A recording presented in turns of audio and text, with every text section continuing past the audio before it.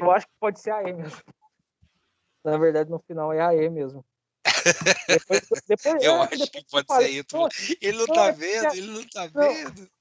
não, Por que que não é a A? Vou explicar para você e para Bruna, que tá aí em conflito, toda conflitada, né, Bruna? Toda perturbada. É. Regra de conduta é moral. No começo da aula a gente falou o seguinte, né? Moral são as regras, as normas de conduta. Ética é o valor, é o juízo de valor, dizendo se eu estou de acordo com a conduta ou não. Então, se eu estou agindo eticamente, é o juízo de valor que eu estou fazendo. Por exemplo, casar virgem é ético ou é antiético?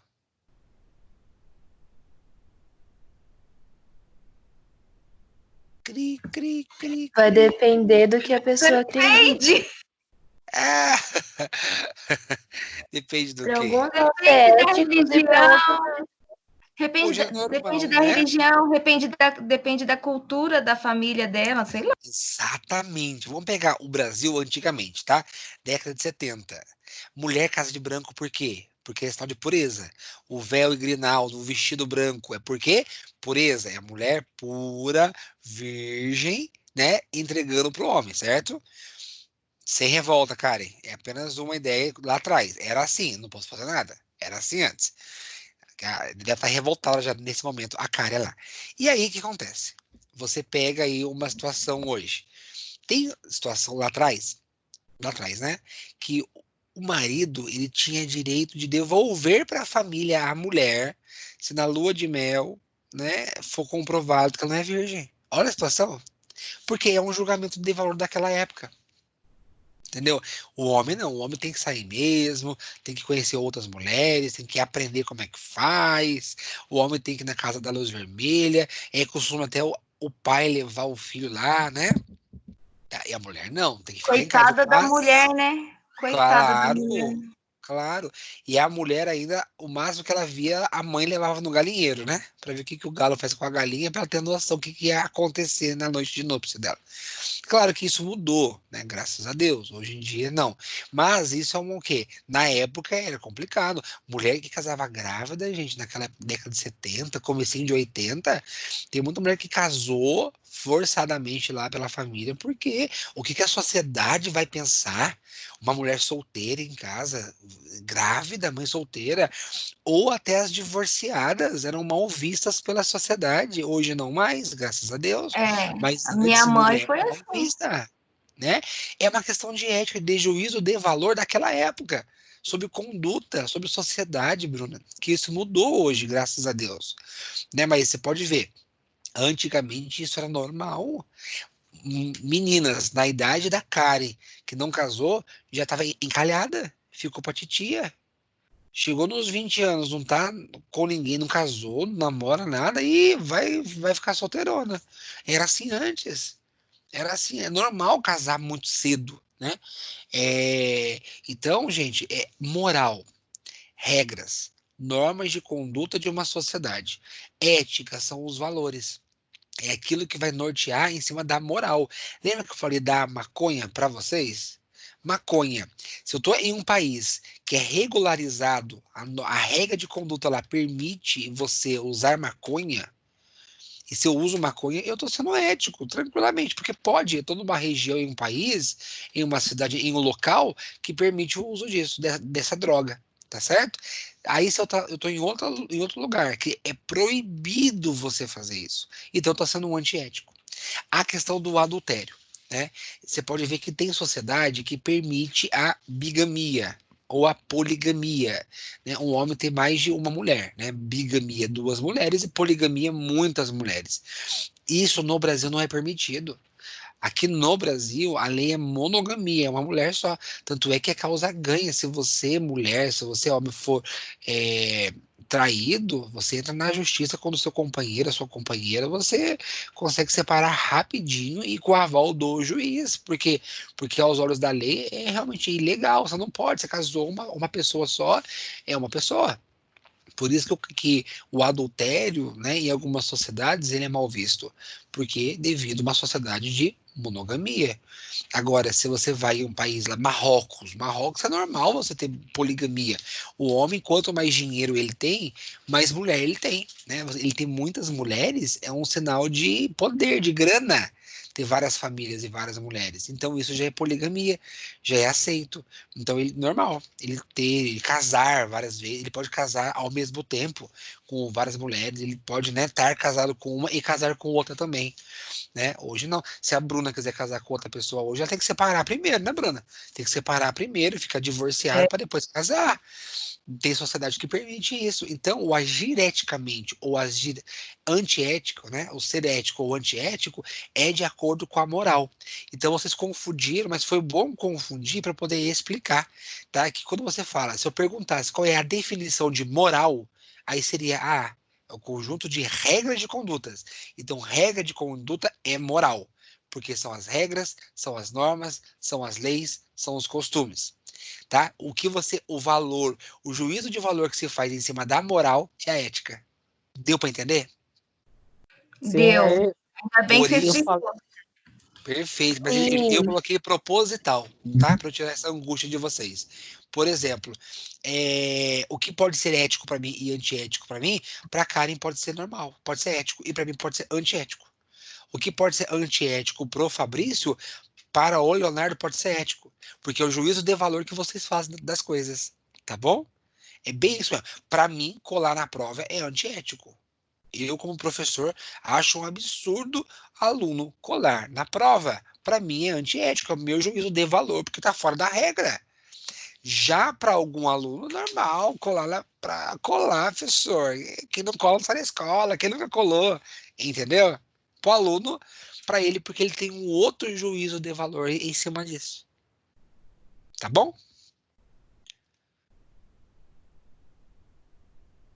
Mais uma questão. Vamos lá. Uma empresa americana deseja iniciar as suas operações no Brasil e procura fornecedores com que possa ter acordos confiáveis de integridade. Seus diretores procuram um modelo de negociação universal que possa ser entendido e praticado por empresas por empresas de diferentes nacionalidades. Após uma longa pesquisa, decidiram por utilizar o modelo de hardware. Quais fundamentos apresenta tal modelo? Vamos lá, tempinho para que vocês respondam. D. É a D. É a D, né? Vocês acabaram de fazer, né? Cada um D. falou D. uma Foi. coisa. Se errasse essa, eu dou na cara, né? Dou na cara. Olha lá. Resposta certa, letra D. Né? Os interesses que a Bruna explicou, né? Pessoas que a Karen explicou, não foi? Não, foi a Bruna. A Bruna, Eu né? Você expliquei falou interesse. interesse, né? Opções, que quem falou foi o Fabrício, né? E critério, o Leonardo, certo? Então, gente, esse assunto tá tranquilo, né? Já mando para a Bruna esse slide. Ainda continuando nesse compartilhamento aqui, eu quero continuar a aula com vocês no assunto 2.3, que é o planejamento da negociação, tá? Podemos continuar? Vamos embora? Sim, pode Então, ir. vamos lá. Então, deixando um pouco de lado, então, a ética, né? Vamos falar um pouco de planejamento. Então, para negociação, nós temos que planejar. Quanto mais a gente se prepara para ir para uma rodada de negociação, melhor, né? O que Abraham Lincoln fala sobre isso? Se eu tivesse 9 horas para cortar uma árvore, eu passaria 6 horas afiando o meu machado. Abraham Lincoln. Isso quer dizer o quê, gente? Que é planejamento. Ele vai ficar 6 horas afiando o machado dele, porque quanto mais afiado estiver o machado, mais rápido ele corta a árvore. Concorda comigo? Isso é planejamento. Planejar o seu dia, planejar suas ações, parar um pouco, sofrer menos. E a gente sofre às vezes porque não tem a ferramenta certa. Você tem uma chave de fenda e aí a preguiça de pegar a chave de fenda é tão grande que você acaba usando a faquinha. E demora muito mais tempo. para você apertar aquele parafusinho com a faca, mas você tem uma chave de fenda, poderia parar, programar, preparar. Quem cozinha aqui sabe. Vamos pegar a Karen, que é a nossa cozinheira aqui. Se ela vai cozinhar, ela prepara tudo antes, o mise en place, não é isso, o Karen? Prepara tudo, pica tudo, corta tudo, deixa tudo organizadinho. A hora que ela vai cozinhar é muito mais rápido, certo? Certo. Do que você tá cozinhando e tem que ir lá pegar as coisas, né? Então você vai fazer um bolo, prepara tudo antes, deixa lá tudo lá em cima da sua bancada, ovo, leite, açúcar, já unta a forma, já liga o forno, pia limpa, tudo certinho ali, os ovos já abertos já para saber se tá choco ou não, tudo certinho. Depois você só faz o bolo, é muito mais rápido. O nome disso é planejamento, né? É você se preparar antes da execução. Mesmo que você gaste muito mais tempo planejando do que executando, não tem importância. Quanto mais criterioso for o seu planejamento, menos energia na hora de executar e o sucesso é mais garantido, o risco ele é menor, tá? Então, grandes negociadores reconhecem a importância da preparação para uma negociação e nunca deixam de se preparar. Eles conhecem os seus oponentes e sabem o que querem e como conseguir. Por considerarem a etapa do planejamento muito trabalhosa, muitos negociadores são tentados a deixá-la em segundo plano, não dando a importância devida. E aí, gente, esse é o grande erro, né? Esse é o grande problema aí. Você não dá a importância devida, não planeja, não se prepara antes, e aí você vai sem preparo nenhum. É perceptível isso. Quando as pessoas estão em uma rodada de negociação, né? Um vendedor que não conhece produto, como é que ele vende um carro, um calçado, se ele não conhece? A gente percebe isso quando não conhece, né? Você chama um vendedor. Quando ele tem propriedade daquilo que ele está falando, né? Ele fala com segurança, você dá credibilidade a ele, porque ele se preparou para isso. Né? Agora, aquele que não conhece, né, fica muito mais difícil. Ao relacionar os 10 erros mais comuns nas negociações, os autores destacam como o pior deles começar a negociação sem estar devidamente preparado. É o pior erro. Né? Em uma negociação, o pior erro é não se preparar. E o preparo aqui quer dizer planejar, conhecer, você se preparar psicologicamente, mentalmente, né? Você buscar informações sobre aquela negociação. Planejamento é o ato de planejar. É o trabalho de preparação de qualquer empreendimento. É a planificação, elaboração com bases técnicas. Então, como é que eu vou dar uma aula para vocês se eu não me preparar, gente? Eu tive que, em algum momento antes da aula, né, pode ser antes da aula mesmo, mais cedo, pode ser um dia anterior, uma semana antes. Em algum momento eu tive que parar, preparar esses slides, preparar o exercício, pensar o que eu ia falar, pensar em exemplos, criar o mínimo possível de preparo para chegar para dar aula para vocês. Como é que eu vou fazer sem preparo? E tudo na vida é assim, né? Tudo na vida é assim, requer um mínimo de planejamento possível para a execução. No nosso dia a dia é assim. Se você, ao levantar, já pensa no seu dia como vai ser, né? E aí você planeja a sua rotina, você ganha muito mais tempo com isso. Uma dona de casa que planeja a sua rotina de limpar a casa, lavar a roupa e cozinhar, ela consegue fazer ao mesmo tempo, limpar a casa, lavar a roupa e fazer almoço ao mesmo tempo, sem se desgastar muito, porque ela Eu planeja. sou assim. Você é assim? Eu, É, porque então, senão não dá para fazer. mas você planeja, né? Você para, pensa, se organiza, né? O minimamente O possível, meu, né? quando eu estava trabalhando lá no fisicamente, né, que agora eu tô home office, mas Tá. fisicamente eu tinha que levar o meu filho para a escola às 7 horas da manhã, depois eu tinha que ir para a faculdade. Às vezes eu não conseguia chegar às 7 horas lá, eu chegava atrasado na faculdade. Mas aí eu tinha que ir para o serviço, então eu fazia o meu almoço na noite anterior, já deixava as coisas do meu filho tudo preparado na noite anterior para chegar de manhã e não perder tempo. Entendi.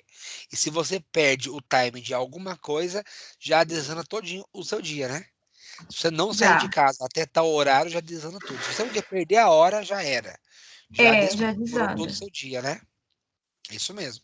Se você é gestor de uma empresa e pretende reduzir os custos operacionais em 25% nos próximos 12 meses, por exemplo, precisa planejar e estruturar quais ações serão necessárias para atingir esse objetivo, né? Como é que eu reduzo 25% de custo? Então, é um quarto, é significativo. Você tem um custo de 1 milhão, e aí nesse custo de 1 milhão você quer reduzir 250 mil do seu custo. Então, nos próximos 12 meses. Então, assim, como é que você se programa para isso? Eu tenho que fazer um preparo, uma estrutura, diversos planos de ações. Para quê? Para saber onde eu vou enxugar, né? Onde eu vou reduzir, onde eu estou perdendo mais, né? Onde é possível. Chega uma hora que não é possível mais você enxugar, né? Você pode, por exemplo, economizar. Eu vou economizar combustível. Tudo bem. Mas, assim, o mínimo possível de combustível você vai usar. O carro não anda sem combustível. Então, por mais que você você ande numa velocidade X, você crie situações, né? Não usa o ar-condicionado, não anda com o carro muito cheio, sei lá, né? Mantém o carro certinho. Por mais que você tenha diversas ações para reduzir o consumo e você consegue reduzir esse consumo, por mais que isso aconteça, galera, vale lembrar que o mínimo de combustível eu vou ter que usar, porque o carro não anda sem combustível. Então tem custo que é indispensável, já tem custo que é dispensável. A palavra que vem aí é planejamento, pensar, né? Bom, já viram esse ciclo PDCA, gente? Já se depararam com isso em alguma matéria, alguma vez na vida aí? Surfaram Quase bastante. todas. PDCA, o ciclo de Deming, né? Famoso PDCA, né? Usado em gestão da qualidade, que é o planejar, o P do planejar, né? Definir a meta, onde eu estou, aonde eu quero chegar, quais são os meus problemas, pensar em plano de ação, né? Depois vem o do, PD, do de fazer, executar, treinar, colocar em prática tudo aquilo que foi planejado, né? Depois vem o C do check, o checar, o conferir. É a certificação dos resultados. Gente, peraí que eu vou espirrar, peraí. Pronto. Eu coloquei mudo. Checar, conferir, é a certificação dos resultados. Gente, o que não é verificado não é controlado. O gerenciamento, ele requer uma checagem. É muito importante checar sempre, controlar. E assim, eu dou exemplos rotineiros para ver que a gente faz isso. Você está assando um bolo.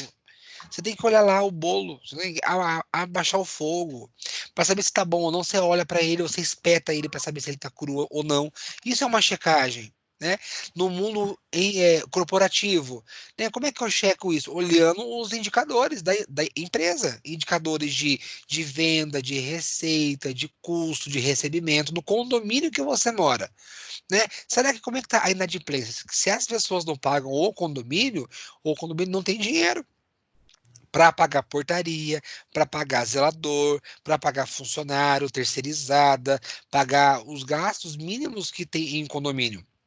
Então, o papel de um síndico é checar sempre como é que anda, né, a saúde financeira daquele condomínio. Então, isso, gente, checagem, ele é constante. É onde está percebendo que o negócio não está indo bem, e aí, quando você percebe que não está indo bem, entra o A, né, que é o action, é a ação, a reação. É você padronizar resultado, tratar de alguns desvios, e alguns desvios são necessários que aconteçam para você chegar naquela meta desejada, né? Você percebeu que aquele caminho que você vai traçar não está dando certo. Então, eu vou pensar em um plano B, em um plano C, é um desvio. E a retroalimentação do sistema, que é o feedback constante de tudo. Então, isso é um ciclo, gente. A gente fala que é algo cíclico. Por quê? Porque começa no planejamento, vai para a execução, a checagem e a ação para correção. E volta para o planejado. Então, é algo cíclico, é algo contínuo, rotineiro, e que nós temos que colocar isso no nosso dia a dia e, de uma forma ou outra, a gente acaba colocando, né? Então, quais são os objetivos de um planejamento? primeiro, definir os objetivos, né? Onde eu estou e onde eu quero chegar. Eu quero aumentar as minhas vendas, eu quero reduzir os meus custos, e como é que eu faço? Então, quais os caminhos? Eu tenho uma empresa, né, de consultoria, e eu quero aumentar a minha visibilidade, aumentar a minha carteira de clientes. Então, tem que ter algumas metas definidas, alguns objetivos que serão alcançados minimamente possível para a sobrevivência. Se nós temos que ter isso na nossa vida pessoal, né? Vocês estão fazendo faculdade porque existe um objetivo que vocês querem alcançar. Eles não estão fazendo faculdade à toa. Eu vou fazer porque não tem nada a fazer mesmo, eu vou estudar. Não, porque existe um propósito maior acerca da formação de vocês. Vocês acreditam que uma formação, uma graduação, isso vai trazer alguns benefícios para vocês, e vai trazer mesmo. Então, por isso vocês estão buscando isso, né? Definir meios para que isso possa acontecer. Então, uma vez que você traça onde você quer chegar, você tem que traçar como você vai chegar lá. Então, eu quero um emprego melhor, eu quero trabalhar, né, numa empresa X, e eu vou ganhar mais. Eu quero trabalhar menos e eu quero ganhar mais, né? Como eu faço isso? Eu tenho que estudar, eu tenho que me qualificar, eu tenho que atender minimamente aos critérios exigidos por aquela empresa para eu tentar concorrer a uma vaga, pelo menos. Senão eu não passo nem na porta daquela empresa, né? Basicamente isso.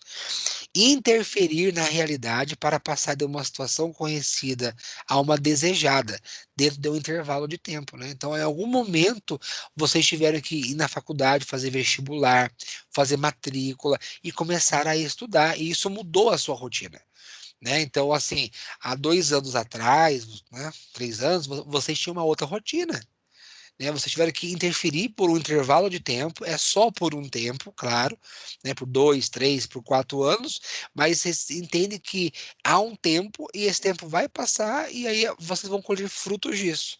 Frutos desse investimento que vocês estão tendo, né? De ir para a escola ou ficar aqui comigo, né? Vocês podiam estar fazendo tantas coisas agora, então vocês abriram mão de fazer um monte de coisa agora de manhã, né, trabalho, casa, família, e estão aqui junto comigo estudando. Então, isso quer dizer, é um intervalo de tempo, é você interferir na sua realidade, mudar algumas rotinas em prol do objetivo maior, que é se formar, por exemplo, ter essa graduação aí. Tomar no presente decisões que afetem o futuro, né, a fim de diminuir a incerteza, né? Gente, reparem que é diminuir a incerteza, não é exterminar, não é extinguir, né? Não é isso. É diminuir. Por quê? Porque, gente, a incerteza sempre vai existir, né, na nossa vida como um todo, né? Quem garante que vocês vão ter sucesso na carreira de administrador? Ninguém, certo? Ninguém.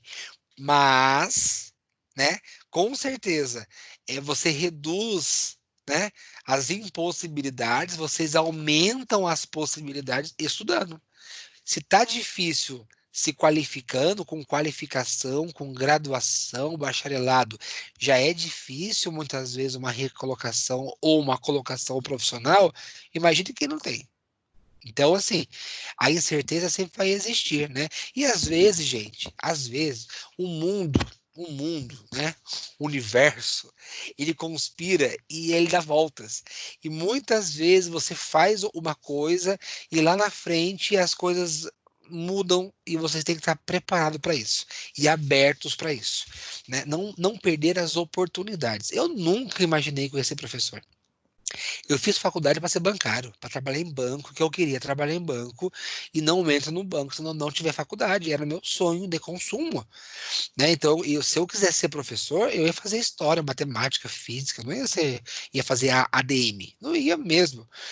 Mas aí, o meu objetivo era trabalhar em banco. Eu achava chique, achava bonito, eu queria ser bancário. Bom, fiz faculdade. No segundo ano, consegui estágio no Banco Real, que hoje é Santander, e trabalhei por acho que 7 anos, 6, 7 anos no banco. Gostei, mas assim, gostei, mas me decepcionei. Vi que não era aquilo realmente que eu queria. E aí eu mudei o foco, né?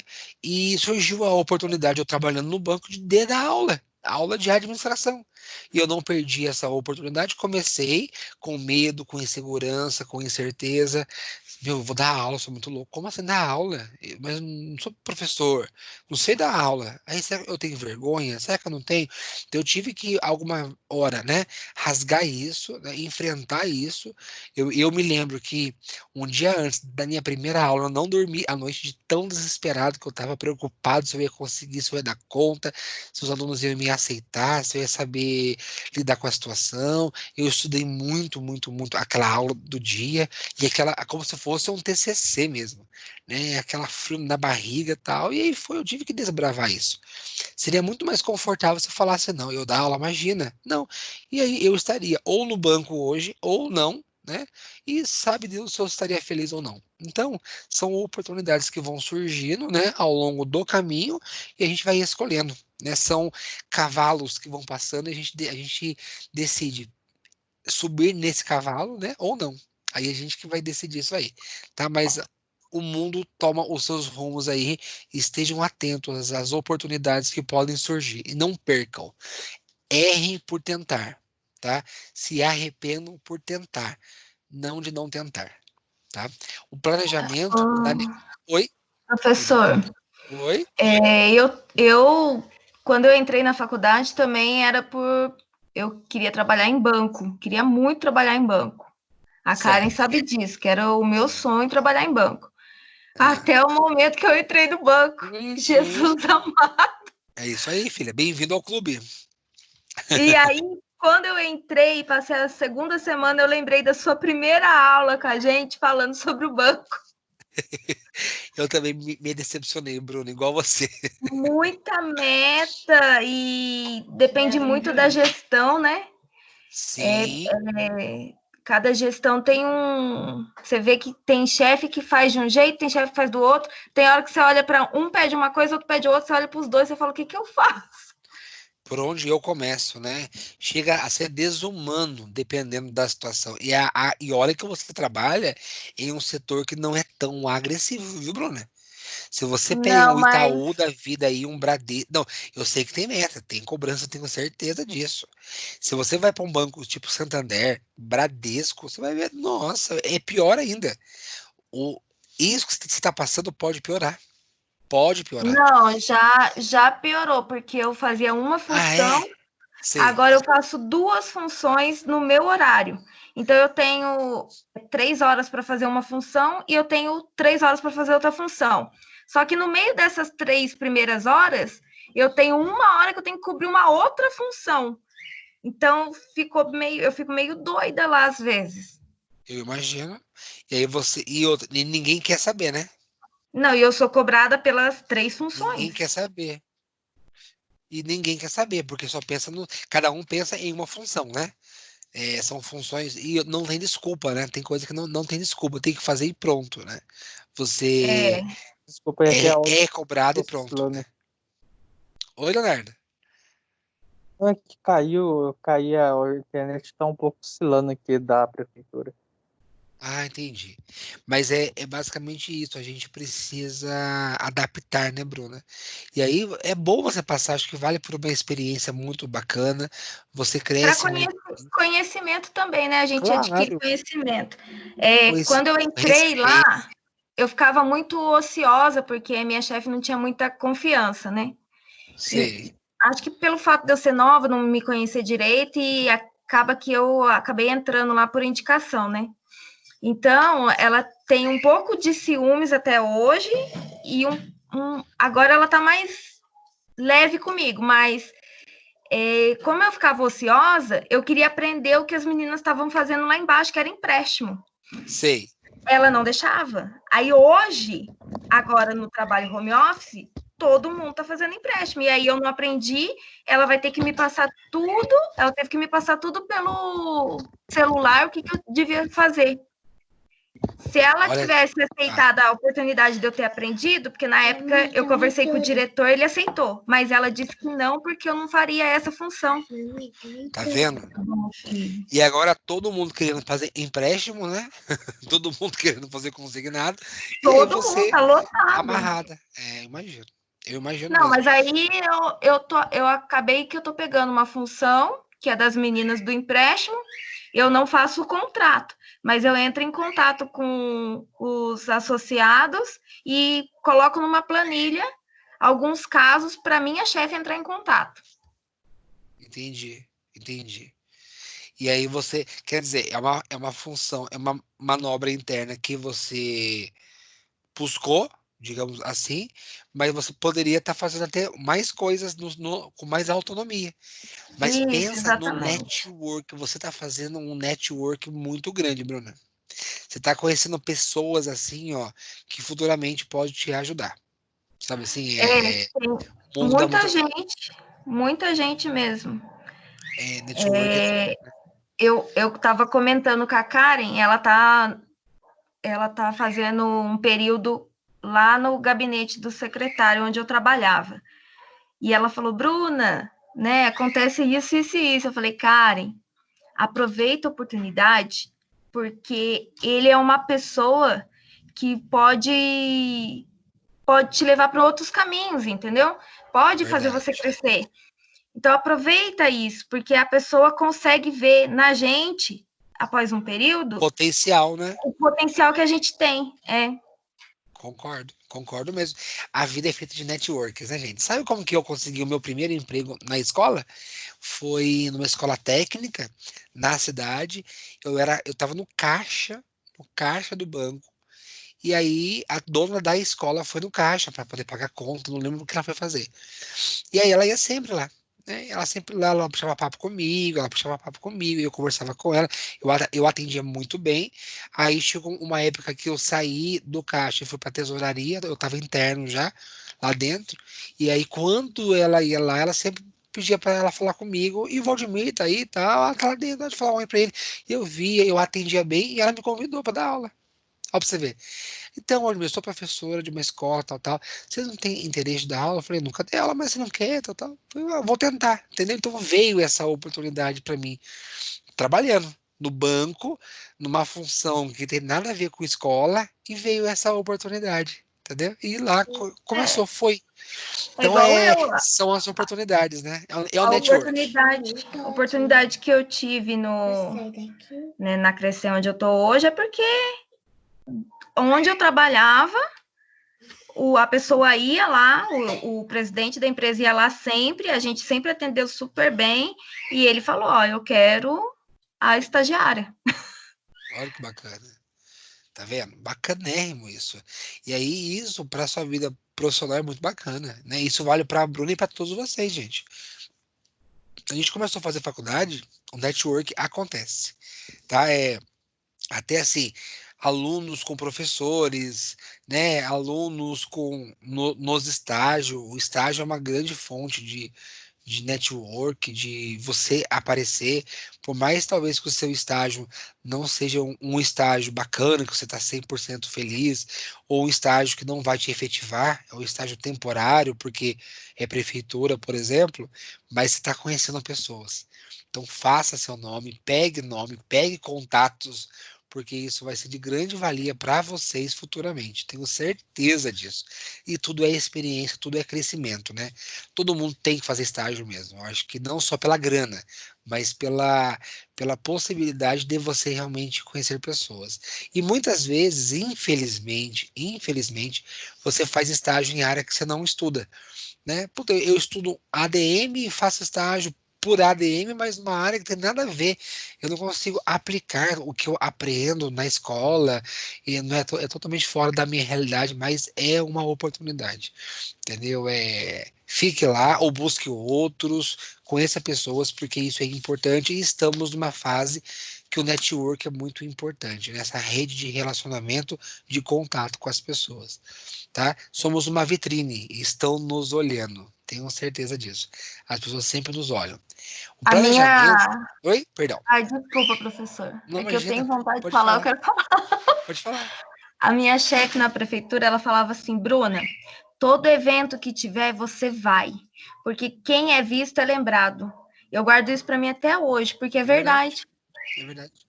Quem é visto é lembrado. Se você não é vista, ninguém lembra quem é você, nem lembra que você existe, né? É basicamente isso mesmo. Você está certíssima, viu? Não é puxar saco. Puxar saco é outra coisa.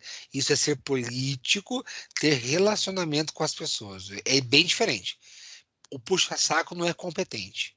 Muitas vezes, o puxa-saco, ele puxa saco porque é isso que garante a sobrevivência dele, né? O competente não precisa puxar saco, mas nós temos que ser político, né? Saber lidar com as pessoas, relacionar bem com as pessoas, e evitar fofoca, evitar falar mal, porque isso expõe a gente. Bom, o planejamento da negociação consiste, então, na busca das informações necessárias ao processo, na formulação de um roteiro ou um plano de ação, na preparação para o desenvolvimento da negociação, objetivando prever os eventuais problemas e obstáculos que poderão surgir no processo. E com certeza vai acontecer. Por exemplo, gente, até o ano passado, essa pandemia era prevista? Não. Embora estava na China, eu lembro que o ano passado estava no jornal, né? Coronavírus, Covid-19 na China, matou 3 mil, tá? Mas a gente não, até o ano passado não tinha, né, essa noção que ia acontecer agora com a gente nesse ano. Então é uma situação imprevista. Então os imprevistos eles acontecem sempre, né? A gente não espera, mas ele acontece e nós temos que estar sempre preparados para isso, né? De sempre ter um plano B, um plano C, não adianta, ainda mais as empresas. Você pode ver que hoje tem muita gente se reinventando, né? Como que os restaurantes estão sobrevivendo, gente? De entrega, né? De entrega.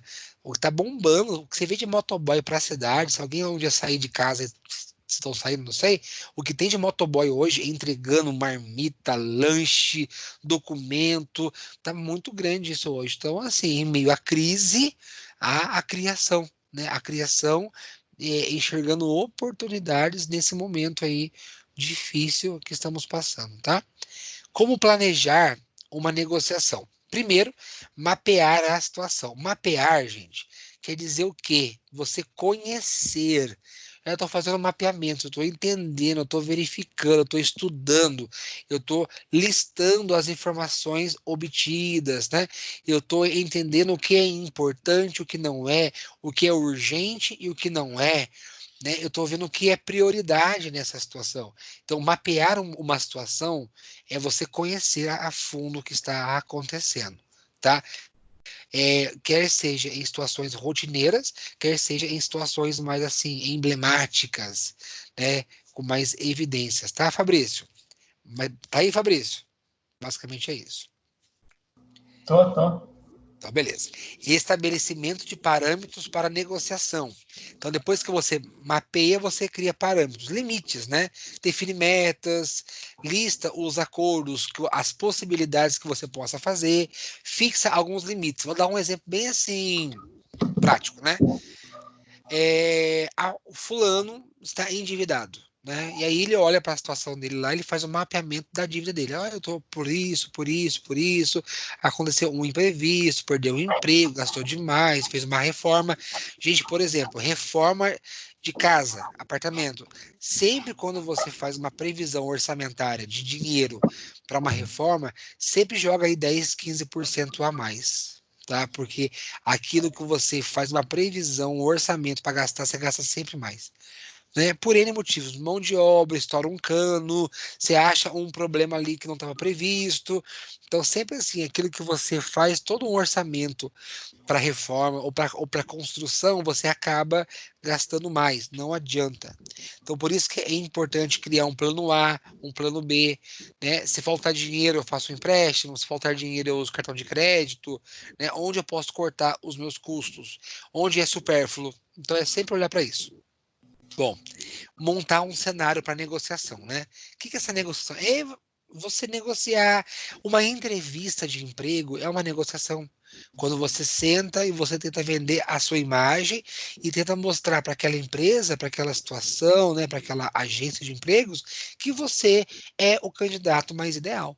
Então, para isso existe uma agenda, existe um local, existe os participantes. né, o entrevistador, o entrevistado, minimamente, no mínimo 2 pessoas. Então, geralmente, uma negociação tem que ter um ambiente, né? Aí eu quero pedir um empréstimo, eu tenho que falar com o gerente, eu tenho que ligar, mandar um WhatsApp, ir lá. Não tenho os canais para isso, né, para recorrer a essa situação. Eu quero mandar currículo, eu vou mandar onde? Na agência de emprego, via internet, no site da empresa. Então, tem uns canais para isso e as coisas vão acontecendo dessa forma aí, e nós vamos buscando as fontes, né? Bom, sempre numa negociação há uma preparação final para a negociação. O tópico 4 aí, ó. Analisar a outra parte, simular um processo de negociação permite detectar e corrigir eventuais falhas e define as estratégias. Por exemplo, numa entrevista, quando você está terminando a entrevista, você está sendo entrevistado. Você consegue ter uma noção, né, uma perspectiva, se você foi bem naquela entrevista ou não. Você consegue perceber algumas informações da empresa, se é uma vaga temporária ou não, o tipo de serviço que você irá fazer se você for contratado, até mesmo o salário, benefício, horário de trabalho, são informações que muitas vezes a gente consegue tirar na entrevista, até para que a gente possa analisar e perceber se a gente quer realmente essa vaga ou não, né? Tem situações que o próprio entrevistado, o candidato, ele desiste da vaga porque na entrevista ele viu que não era muito bem aquilo que ele esperava, por questões de rotina, trabalho em si, salário, horário, flexibilidade e assim por diante, tá? A gente consegue perceber isso. Nossa, já acabou? Isso mesmo. É isso. Não, foi rapidinho, né? Foi rapidinho. Então, basicamente é isso, né? Você mapear a situação, estabelecer parâmetros para negociação, montar um cenário para negociação e preparar para a negociação definir. Esses passos aqui, ó, seria o PDCA. Esse PDCA aqui, ó, o planejamento, a execução, o controle e a ação, né? O tópico 1 aqui seria o planejamento, o 2 é a ação em si, o 3 é a verificação, é o controle para garantir que aquilo está sendo feito realmente, e o 4 é quando você fecha e você volta para o planejamento, se for o caso.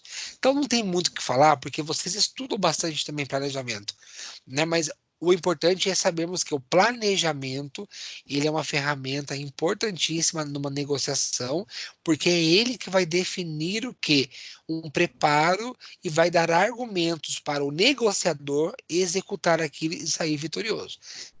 Eu tenho certeza, se você for para a guerra preparado, a chance de você ganhar é muito grande, né? O despreparo, que é a falta de planejar, né? Basicamente é isso, é o preparo, é o planejar, garante para você, assim, que está negociando, que está buscando uma vitória, você ganhar alguma coisa. Um advogado, por exemplo, né, quando ele pega uma causa, ele estuda antes. Primeiro, para saber se vale a pena e se tem condições daquela causa ir para frente ou não, né? Nenhum advogado pega a causa se ele acredita que não vai ganhar. Ele não pega, ele pula fora porque vai ser tempo perdido dele. Então, ele estuda antes, verifica as possibilidades, aí ele enxerga que tem como sim, existe um risco, sempre vai existir um risco, né? Mas ele aceita aquela situação ou não, mediante, né, a experiência dele, o conhecimento dele, da possibilidade dele ganhar. Nenhum advogado quer perder, né, gente? Basicamente é isso, porque se perde também, ele nem ganha. E é basicamente isso. Então, planejar sempre, e a gente percebe isso nas pessoas que são mais preparadas para o mercado. Funcionário bem preparado, vendedor bem preparado, a gente percebe que as pessoas estão, né, conseguem vender muito mais, né? Eu precisei comprar um roteador. E nossa, o maior pau aqui no meu computador, na minha internet, e eu tive que sair de casa e fui comprar um roteador. Aí eu falei, eu vou comprar onde? Vou no Carrefour, né? Mas antes de ir lá, eu fui na Leroy Merlin. E lá vende roteador. Falei, eu vou lá, porque lá tá aberto e tal. Mais vazio, menos gente e tal. Cheguei lá, meu Deus do céu, eu peguei uma vendedora que eu não sabia nada do produto. É o setor dela, ela vende aquele produto e eu perguntava as coisas mínimas para ela de garantia, velocidade, abrangência, capacidade, ela não sabia me responder nada. Eu não comprei. Professor, nesse Oi. caso aí, seria falta de treinamento da empresa para a vendedora e falta também de colocação dela, né, na empresa. Os dois, porque ela tem um chefe que não está percebendo isso. Primeiro, né? O setor, a empresa não está percebendo isso. 2, ela também tem que buscar, né, gente? Né? Não somos nós Então, se ela clientes, né? percebe que ela não, se ela percebe que não sabe, ela tem que buscar aprender, conversa com o chefe, sei lá, né? Exatamente, buscar ler, fazer curso, né? É da pessoa. Mas tem muita gente que não é proativo, né? Tem muita gente que é muito reativo, só reage, né? Aí eu saí de lá e fui no Carrefour. Eu vou lá mesmo, tá mais cheio, mais gente, mas eu fui lá. Cheguei lá, entrei, peguei um vendedor que sabia tudo. Tudo de roteador, me mostrou as possibilidades e assim, ele é vendedor, ele vende um monte de coisa e ele dominava o assunto, ou ele me enganou muito bem. Ele me vendeu um roteador, eu fiz uma compra, paguei caro por ele, mas estou feliz e é um bom produto, deu certo, instalou, resolveu o meu problema muito mais do que eu precisava e tá aí, entendeu? Então, assim, preparo, né? Foi uma negociação. De um lado, eu precisava de um roteador, como eu queimou, e do outro lado, eu precisava de alguém para me vender. E eu poderia pagar um valor X, eu acabei pagando um pouco mais caro, mas porque eu fui convencido por uma negociação que aquele produto era melhor. Né? Eu ia pagar mais caro, mas o custo-benefício ia ser melhor para mim. Entendeu, gente? Então, a gente vive isso. O que eu quero mostrar para vocês que negociação está no nosso dia a dia. Tá? Não é só numa empresa que vai fechar contrato, né, numa decisão judicial. Não, é o nosso dia a dia. A gente negocia o tempo todo com o gestor, com o cliente, com a família, com o marido, com a mulher, com o pai, com a mãe, com o amigo. A gente negocia o tempo todo. E aí tem hora que a gente ganha, tem hora que a gente perde, né? E o bacana de uma negociação é quando fala que ele ganha-ganha. Ambas as partes saem ganhando. Esse é o ideal, é o modelo ideal, porque fica bom para os dois lados. Quando a gente consegue fechar uma negociação dessa forma, é uma negociação com sucesso, super eficiente. Tá bom, galera? Eu acho que é isso. Agora, no mais, vocês têm alguma dúvida em relação à aula, em relação a alguma coisa? A prova semana que vem? Não. Quantas questões vai ter na prova, professor?